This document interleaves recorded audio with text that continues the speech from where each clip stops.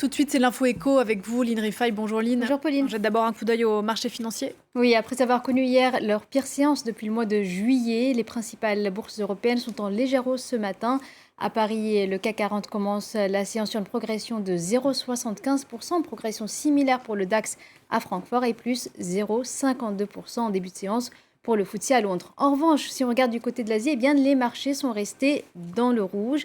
Les investisseurs s'inquiètent entre autres des risques qui pèsent sur la reprise économique en Chine, avec comme conséquence un possible ralentissement de l'économie mondiale. Vous le voyez, à la bourse de Shanghai, l'indice recule de 1,83%. C'est une baisse de plus de 2% à la clôture pour le Nikkei à Tokyo.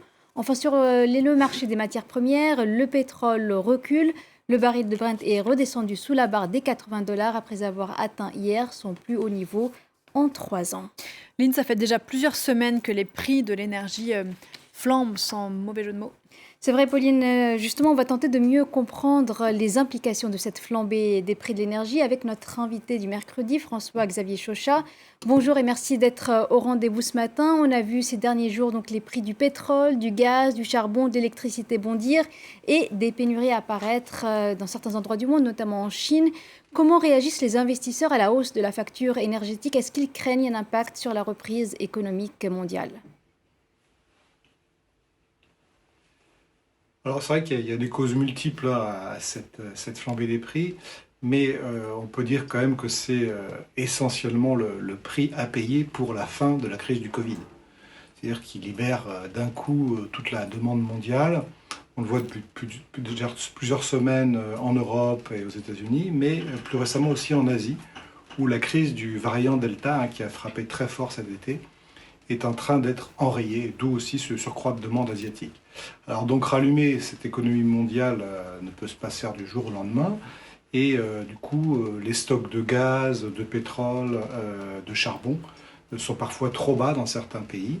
C'est un peu l'inverse, vous savez, de la situation d'avril 2020 que nous avions commenté ensemble, où on avait vu du prix du pétrole négatif, ce qu'on n'avait jamais vu.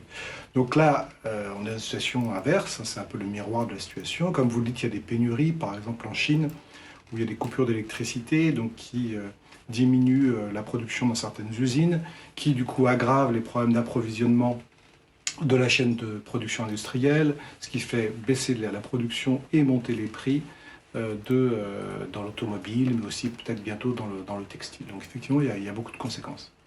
Alors, au-delà de l'impact potentiel direct sur l'activité économique, ces hausses de prix sont-elles à même d'accélérer les perspectives d'inflation et de peser sur les décisions politiques monétaires des banques centrales? Alors les banques centrales, et elles le disent, s'attendent à ce que l'inflation reste élevée dans les mois qui viennent, probablement jusqu'au milieu de l'année prochaine, puis refluer, puisque une grande partie de ces effets sont transitoires, au deuxième semestre 2022.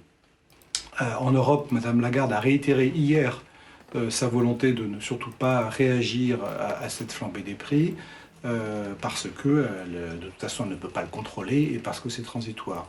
La situation est un petit peu différente, avec une tonalité qui change un petit peu en Angleterre et aux États-Unis, où on observe, en tout cas on surveille les possibles spirales prix-salaire du fait des marchés du travail qui sont plus tendus. Et c'est une des raisons pour lesquelles la Federal Reserve va commencer à réduire ses achats d'actifs sur les marchés à partir de novembre ou décembre. Et c'est une situation qui effectivement crée une situation, disons, un peu plus difficile pour les investisseurs. Merci à vous François-Xavier Chauchat pour votre analyse. On continuera bien sûr de suivre la situation, l'évolution avec vous au cours des prochaines semaines. Je rappelle donc que vous êtes économiste à Dorval Asset Management. Et à mercredi prochain. Merci beaucoup Line.